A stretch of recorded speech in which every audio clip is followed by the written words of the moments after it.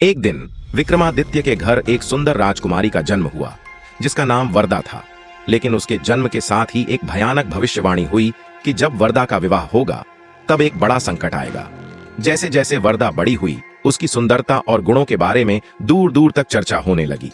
विक्रमादित्य ने अपनी बेटी की खुशी के लिए एक बड़ा समारोह आयोजित किया जिसमें सभी राजाओं और राजकुमारों को आमंत्रित किया गया।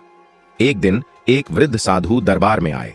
उन्होंने विक्रमादित्य को बताया कि वरदा की सुरक्षा के लिए एक जादुई फल है जो एक दूर जंगल में उगता है। यह फल केवल सच्चे प्रेम से ही प्राप्त किया जा सकता है। साधु ने कहा, यदि यह फल वरदा को मिल जाए तो उसकी रक्षा होगी। विक्रमादित्य ने अपनी बेटी की सुरक्षा के लिए एक साहसी योद्धा को भेजने का निर्णय लिया। योद्धा का नाम अर्जुन था। उसने अपनी तलवार और ढाल लेकर यात्रा शुरू की। जंगल में प्रवेश करते ही उसे कई चुनौतियों का सामना करना पड़ा। जंगली जानवर, विषैले सांप और अंधेरी गुफाएं। लेकिन अर्जुन ने अपने साहस और बुद्धिमत्ता से सभी बाधाओं को पार किया। आखिरकार उसने एक ऊंचे पेड़ पर जादुई फल देखा। वह फल चमकता हुआ था और उसके चारों ओर एक रोशनी फैली हुई थी। लेकिन पेड़ के पास एक विशालकाय राक्षस खड़ा था जो फल की रक्षा कर रहा था। अर्जुन ने अपनी तलवार उठाई और राक्षस से लड़ाई की।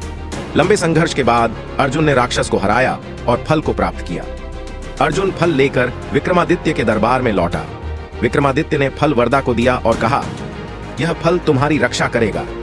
राजकुमारी ने फल को चखा और उसके भीतर एक अद्भुत शक्ति का अनुभव किया।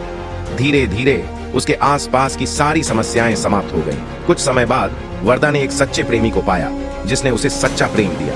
विक्रमादित्य ने उनका विवाह धूमधाम से किया। शादी के बाद राजकुमारी और उसका पति हमेशा खुश रहे और राज्य में शांति और समृद्धि बनी रही।